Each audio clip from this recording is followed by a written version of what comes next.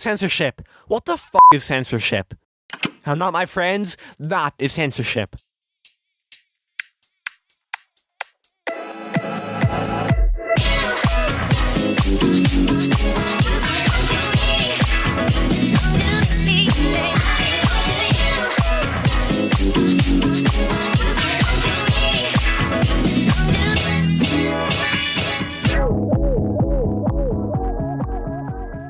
Censorship is described as the suppression of speech, public information on the basis that the material is considered sensitive or inconvenient. This could be to keep an audience unaware about certain topics or events on the show. The media you consume on a daily basis has almost certainly been affected by censorship. This could be from anything as innocent as jammed donuts in an anime, to blood in a video game, having scantily dressed women in kids' games, and then at the very top, the point of no return, you have LGBT representation in media. Hi there, my name's Andrew and I make videos in media, and today we are tackling the topic of censorship in media and how it's failed in the most hilarious way imaginable. As you can see by social media, television, etc., censorship is rampant everywhere you go in life. However, I'd argue that censorship is in most effect by far in the media we consume. Whenever I was younger, I would watch a lot of shows on TV. Shows like Family Guy, Regular Show, and Adventure Time. Shows like these and much, much more were definitely a victim of censorship. And then I grew up to be the fella I am today. And then I opened my eyes to look at the world around me, and I saw the truly uncensored, raw versions of these shows, and I watched it via definitely legal online methods. My jaw dropped. You pissed me off. However, that brings us to the ultimate question.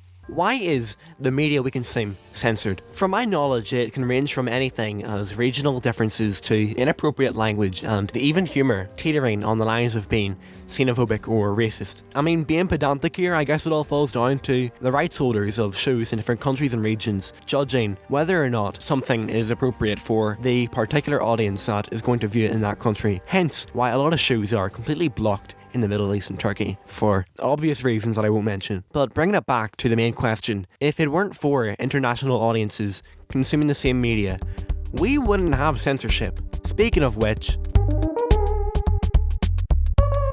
I think we should establish what exactly an international audience is. In layman's terms, I say layman, but it's actually really simple. An international audience refers to an audience, but with a twist. It's worldwide. Think of that screen from Mario Kart Wii Online, but a lot bigger. Honestly, I believe we take international audiences for granted now, especially in the age of social media. But this was a massive, massive deal for television whenever different countries got access to American media, and vice versa. This leading to a boom in global interest for shows like The Office or Doctor Who. Referring back to what I said earlier on, if it weren't for international audiences viewing effectively the same content, there wouldn't be a need for censorship, and I stand by that wholeheartedly. However, content provided by networks nowadays are tailored with the intention that it'll be viewed all over the world. Most of it anyways. However, this as a concept was relatively recent as the 90s, but before the 90s, networks would mainly tailor their content for their respective demographics. This is why you're seeing a lot of British shows appear in the news recently, for one reason or another, but we're gonna have to go back pretty far to explain this entire fiasco. Current year, 1975, on the brink of nuclear war, television is a relatively new thing. Before globalization, which in case you don't know is when companies have international influence. That's why if you were alive back in those times, you wouldn't see nearly as many Tesco's and McDonald's. However, back in those times, you'd have shows and channels specific to countries. Much like how it is today, however, the difference being it is much, much, much easier to watch other countries' media nowadays than it was in the 70s. And you're probably thinking, right, what is the significance of the 70s? There were shows on television before that. Basically, what I'm getting at is that in 1975, a show premiered on BBC Two called Fawlty Towers, this being a relatively fresh and new take on the stereotypical sitcom at the time. However, before, there has been shows like it, however nothing remains as culturally present as Fawlty Towers. And by culturally present, I'm of course referring to the episode dubbed The Germans, this episode obviously being satire, but it was written to serve the British audience in the 70s, the British audience in question enjoying a lot of dark humour. In the coming decades, we would get more shows that would have similar satirical content, this obviously shaping what would eventually be known as worldwide as British humour. I am Chinese. This being described as satire aimed at everyday life, taking everyday life activities and amplifying it to 11. This type of humour would be seen in shows like Father Ted, The Inbetweeners, Come Fly With Me, and likely many more shows that have yet to be exposed for their dark and obscene humour. Current day 2020, we're in a different time. Humour based on race is no longer as widely as accepted as it once was. However, there is one gift, and it's the biggest gift of all, might I add. It's that pretty much anyone can now easily access anything, and that's all made possible thanks to VPNs, YouTube highlights, and streaming. This is just the evolution of technology. We all have a computer the size of our hands in our pockets, and we can access infinite information anytime we want to. So why wouldn't I want to binge watch all of Family Guy season 18 when it's right there? The effects of globalization on media have mostly been positive. If it weren't for globalization, we wouldn't have easy access to the likes of anime, region-exclusive content, and being anecdotal in the case of UK media, with the likes of Cartoon Network and the Disney Channel, we usually don't get certain seasons or episodes until several months later than the original, which gets pretty annoying when you're a fan of a show like Craig of the Creek or Adventure Time. Shows which actually have a plot. It can actually be pretty hard to support these shows on the network whenever, across the pond, they're a season or two ahead. And being in a fandom, they'll obviously discuss the most recent episodes. Do you see the disconnect here? The internet in short allows a consumer to watch a far more vast and varied amount of content, which I won't lie can actually get you into some dodgy territory if you're not careful in regards to where you watch the shows. Essentially, this all snowballed to the effect it has today with the likes of events and conventions. This isn't even just for cartoons and anime. Having the entire world view your content allows for anyone to easily be up to date with anything, and I'd argue that's fantastic. Safe to say that on the outset, anyone watching anything has seemingly had a positive effect, and I stand by that, I won't deny it, but we're in a new age of media sharing with everyone watching everything, and there is actually a caveat to this at the end of the day. And that's forgetting that different countries have different values. You can use several different types of media as examples here, whether it be the trans beauty in Pokemon X and Y, but only in the Japanese and English versions, to Steven Universe where in some countries, Ruby has male pronouns, and boy, how did they figure that one out? Although I do think the best example here is the Pokemon one. I genuinely don't think there's any trace of the girl being transgender in any other languages, although I wouldn't be surprised as different countries likely aren't as progressive as the likes of Japan and a majority of countries that speak English. I would say there's partially a language barrier here, along with other countries just being more conservative than others. In fact, this could be seen in Adventure Time and other Cartoon Network shows. In the Adventure Time finale, dubbed Come Along With Me, we get a kiss between Marceline and Princess Bubblegum. This obviously being a pretty large moment for the LGBT community, getting representation in one of the most critically acclaimed children's shows. However, like the video title says, this moment was censored in a couple of countries, being Turkey and the Middle East for obvious reasons that these countries are very conservative. Surprisingly enough though, despite how quick to the trigger the UK has been in the past years regarding to censoring kids shows, the prime example being Regular Show with censoring the most senile, non-offensive things imaginable, like them censoring the word Russia. Russian. Russian? Droznik. They actually didn't censor the Adventure Time episode for some reason. I mean, I can only guess that the episode wasn't censored because nowadays, people are much more accepting of the LGBT community and they actually want more representation in media, especially here in the UK and Ireland. Although, a lot of relationships have been censored in English-speaking countries as well. Going back to Adventure Time. In Season 4, Episode 16 of Adventure Time, there was an episode where Finn kisses Flame Princess, and this was actually censored on Australia, which I find pretty funny. Why? I have no fucking idea. What the fuck did you say?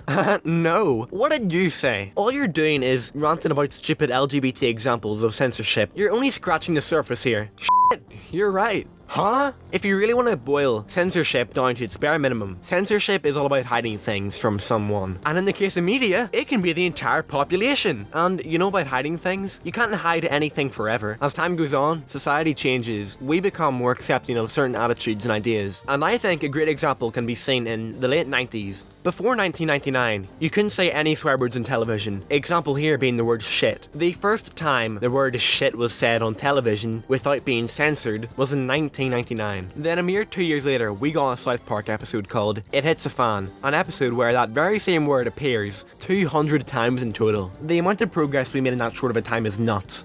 To be honest, I'm actually surprised that we haven't mentioned the biggest thing of all. And you can't mention censorship without mentioning the FCC. The Federal Communications Commission regulates radio, television and cable in the United States. However, the significance of the FCC is massive, despite them really only having impact in America. However, the ramifications of their influence in other countries is massive. Considering that most entertainment companies are under United States law, think the likes of Disney, Cartoon Network, Fox, etc. Since that same media is then made by those companies and distributed worldwide, they have to abide by the FCC standards, and by proxy, so does the entire world. I'll use an example more relevant to YouTube. COPPA. Gosh, I haven't said that in a while. Not directly tied to the FCC, however, it's a law in the United States. And considering that YouTube as a company has to abide by the FTC's guidelines, the COPPA law affected international users. If there is one thing that I could say which embodies the FCC better than anything I could ever describe in my life, it's this one line from a Family Guy song.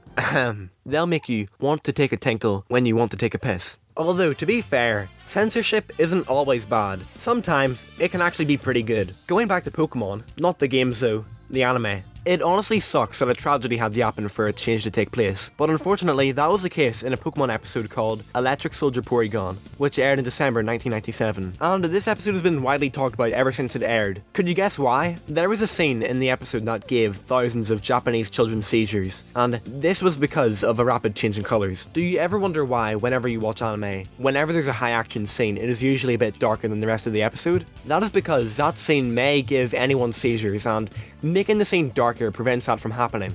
There's actually a lot more examples of Pokemon episodes being banned, like that time Ash did Blackface in 2018. Yup, 2018. That episode being an entire other fiasco that I won't go into. However, whenever you got a series that has got over 1,000 episodes, there will be a lot more examples of censorship in your animation, but I believe they've all been banned for justifiable reasons. The only difference being that Electric Soldier Porygon has a silver lining to it which ultimately benefited the anime industry. And speaking of Pokemon, you've probably seen this iconic image of Brock with a jam doing it. This actually came from the 4Kids Pokemon anime dub. Essentially, if you're not in the know about 4Kids, 4Kids were an anime dubbing station who dubbed all sorts of anime, and a lot of them, they weren't bad per se, but they made really dumb censors to the original shows. This showing the idiocy of some censors contrasting the actual problematic scenes in shows. And there was a retaliation to this. You know, 4Kids stupidly censoring shows to annoying kids isn't even that bad. Although, it is pretty funny to look at after all these years. The same kids that grew up watching 4Kids, they'd grow up to see how 4Kids tarnished the integrity of the original material, and thus, you know, that's when the downfall of 4Kids came. I wouldn't directly say that the downfall of 4Kids came from their audience finding out that the shows that they watched when they were younger were censored in stupid ways, but rather, I'd say it's a combination of people wanting to watch the content in its original state and the rise of piracy websites, which, whether you want to admit it or not, they are immensely popular and you can watch any show you want whenever you want to. I'd even go as far to say that this evolved into modern anime streaming apps like Funimation and Crunchyroll. And despite Crunchyroll being controversial, you have to admit, it was a pioneer in the anime streaming space, offering a service to watch shows in their original states. And even though I think Funimation's a better service, I guess you could say that 4Kids walked so Funimation could run. It could still be argued though that that's not retaliation. However, do you want to know what can be considered retaliation? The creator of Steven Universe, Rebecca Sugar, had an ultimatum in season 5 where there was a massive moment for representation in media, that being a gay wedding in a massively popular cartoon. The ultimatum proposed was that the Cartoon Network executives in America didn't mind the marriage, but executives in other countries might, and considering that a majority of the funding came from international studios, having a gay wedding risked the show no longer being funded, although it was the final arc and therefore there wasn't that much of a risk, and it's not like they can just cut out an entire arc. Oh god. Censoring media only makes it more sought after and, in turn, more popular. That probably coincides with edgy media in general. It's part of the reason why shows like Family Guy and games like GTA are so popular. The outspoken nature gives it media attention. This doesn't just go for edgy media though. Whenever you suppress an idea, voice or show, people get curious as to why a certain thing was censored, leading them to search for it online. Considering we live in 2020, and going back to what I said earlier on, we have the internet at our fingertips at any time, anywhere. By the off chance your media is censored, you can bet your bottom dollar that you can find it online instead. Just a convenient example, considering Turkey censored Adventure Time at the penultimate point, the Marceline bubblegum kiss. Let's say you're a young person in Turkey and you enjoy the show, then you learn about the finale. Any young, technically literate person can go online, find the episode, learn why it was censored, and then see flaws in their own country regarding censorship. The executives in Cartoon Network at Turkey only account for Turkey alone. They don't have any say about the content shared online, but wanna know who does? No one! Anyone can upload nearly anything, and even though that has resulted in some disgusting, deplorable things, it can be used for good as well, which is what I'm implying here. You can go onto the Adventure Time wiki. Again, this is just an example, and you can learn about different countries and how they attempted to censor the media. Effectively, what you're doing is stripping representation in media from people and making it more sought after in the process. You're doing the opposite of what you want to do. Not to mention the fact that the internet is so versatile. You can't remove content either, because once you remove one source, 5 more will appear, which is a great thing for censored media. It's so hilariously ironic. It's funny to me that they haven't realised it after several years of censoring shows. Having an international audience does wonders, but it also has other impacts, like I mentioned earlier on. Taking down shows like Fawlty Towers, Father Ted, and Come Fly With Me because of some British humour isn't really the correct answer, or at least I don't think it is. You can argue over these shows for a long time, purely because the content in it is edgy. On one hand, it's satire. It is meant to take the piss out of these issues, and it does succeed in that aspect. The only problem I'd have is that the audience watching these shows probably aren't smart enough to distinguish the difference between satire and reality. It's like the area kids that grew up watching Filthy Frank. They probably saw the content and imitated it in real life, which I know that happened. We all went through an edgy period, and even though Filthy Frank is a caricature of everything wrong in a person, it didn't stop his preteen audience from taking his content, his jokes, and running with it. And considering modern day Britain with how controversial it is, I'm not saying that openly allowing content in this fashion to air on television caused it, but what I am saying is that the audience watching it probably didn't register that it's satire. The ethics of these shows being censored is mixed, for me personally. I understand it, but censoring or outright removing a show can also have backlash, because, like the situation in Turkey, whenever you take something away from someone, all you do is make it more sought after. And heck, this can be seen with the shows I just talked about, because ever since those shows were removed from the streaming apps, their box set counterparts skyrocketed in price. If you want to raise awareness about these shows and what they've done and their jokes and bad taste, you should take the Warner Bros approach. And essentially what that is you attach a disclaimer. That's it. A disclaimer. That's it. Problem solved. Okay, but in actuality, you attach a disclaimer at the start of the episode, and you explain the situation and that it was a product of the times. This inadvertently qualms everyone. How? Letting the general public know that this content is a product of the times and doesn't reflect modern values, and secondly, letting the viewer actually watch the content they want to see. However, I will still stand by what I said earlier on, that being, if it weren't for the internet, I wouldn't have heard Mordecai say piss, and for that purpose alone, that is pretty valuable. Has censorship truly fallen? I don't believe so. If an audience never knows that their content is actually censored, they'll never have the gumption to actually research it. So in that aspect, there are probably thousands of children that grew up watching the very same watered down version of regular show that I watched. And for that reason alone, I am, and I will be devastated for all of time. Although, let's say you are in a country where censorship is prevalent. If you watch any media reviewer online, you'll probably get informed on how the media you've watched has been censored, and thus, you can see the true, original shows in all their glory. Learning that a show that you watched in the past has been watered down, that in my books means that censorship failed. That's up for debate, and that's why I'm asking you to comment your thoughts on the entire situation, and has censorship actually failed? Or who knows, maybe it hasn't failed, maybe it's still flourishing in countries all over the world. Nonetheless though, give me your thoughts in the comment section below. Maybe we can actually get a discussion going. Honestly, I suck at outros and just in general writing, but if I can say one thing, it's that thank you for watching the video. It means a lot to me. Yeah, I've got a few more videos on the screen right now if you want to watch those. It'd be even more epic, but I don't want to take up too much of your time because it's like, what, 20 minutes? So yeah, I'm gonna leave now. Good night. Thank you for watching again. Bye.